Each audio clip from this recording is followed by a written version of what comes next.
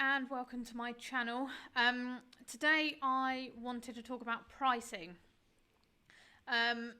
So I'm not going to do the normal stop undervaluing yourself, you need to put your prices up, because actually I don't know what your strategy is. And that is where pricing comes in. And actually you need to work out the business strategy before you can work out where your pricing sits.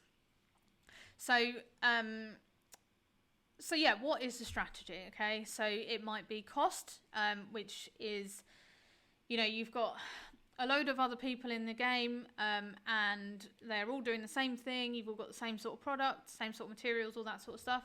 And you want to sell it cheaper than they do and just undercut everyone, okay? Not a strategy I would recommend, but people go down that route anyway. So you can get cheaper deals with suppliers, and you think that you can sell it cheaper, cover all your overheads, all those sorts of things, make a viable business out of it, and essentially try and take everyone out of the game, right? So that's the first strategy, is cost, and just undercutting everyone, which is fair point. As I say, not a strategy I would go for, but people do it, and they make a very successful business out of it. Secondly, service. So again, you've got 10 other people in the game. You don't feel like their service is up to scratch. Okay. Now this is actually the route we went down. I was a finance director in a previous life, and I saw the accounting industry and the bookkeeping and the kind of whole industry, and decided it wasn't really fit for purpose for businesses between sort of $500,000 upwards. They weren't getting the support, they weren't getting the day-to-day communication from their finance teams and all those sorts of things. And I decided that we could do that, and that and it was actually a product that was needed, right? Or a service that was needed, sorry. And we are a bigger investment than others, and we've had a few instances recently where we've had our pricing questioned, and that's fine. But I'm not going to undervalue what we do, right? So I'm not going to undercut everyone else. I'm not going to be cheaper than everyone else. And the reasons for that is because I employ the best people. They all come from corporate and actual businesses. And they've come from higher up positions as well, generally. They're not people that have just woken up one day and decided that they wanted to be an accountant or a bookkeeper or whatever. They are people that know their okay? And then on top of that, you get an FD, i.e. me, with that finance team, and then you also get 2 management consultants, myself and Gary, because actually I've worked out recently that the FD bit it's fine, but I do prefer kind of more of the business strategy side of it, and picking apart whole business and improving it, not just sort of being a gatekeeper to the purse. And then on top of that, Gary has come from running businesses for many, many years. He likes to tell us all that he's very old. And business improvement and all those sorts of things, and systems, etc., etc. So, as I say, you get 2 management consultants in with your FD and your finance team, okay? So we're not just a bookkeeper, accountant, kind of day-to-day, talk to you at the end of the year and that's it.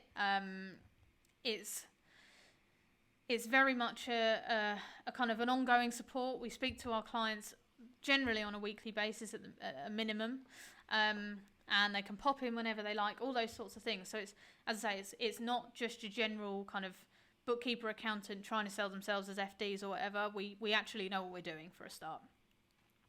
And that's why we demand a higher price, okay?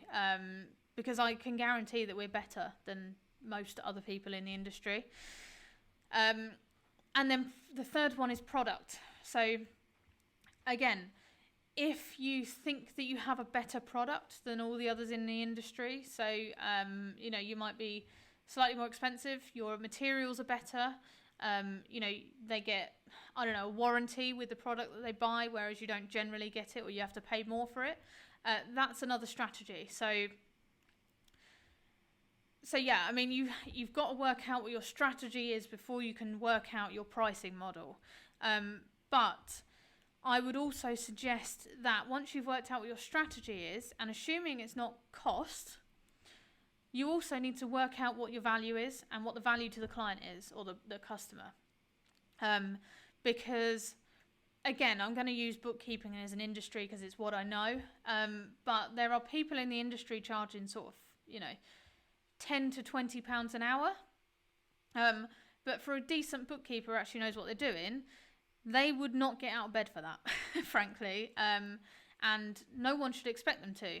But unfortunately, the industry has become very cost sensitive. So people go, I don't want to pay that. I don't want to pay that because I can get it for £8.50 somewhere else. Yes, you can get it for £8.50 somewhere else.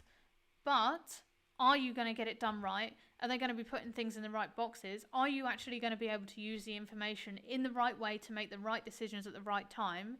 Is it going to be taking you 6 months to get a set of management accounts? If coronavirus happens again and your business, goes from healthy to nothing overnight, are they going to be able to deal with those situations?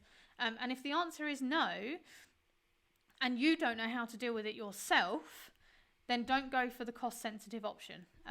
You're better off going for a higher price investment, but a better value service. But yeah, as I say, when it comes to pricing, it's not a cut and dry question of where you should be pricing yourself. It all depends on the strategy, and you have to work out the strategy for the business and what that looks like before you can work out the pricing. If you like this video, please like and subscribe. If you're on any of the other channels, you can head over to the FD Diaries on YouTube for more content. Have a great day. Bye.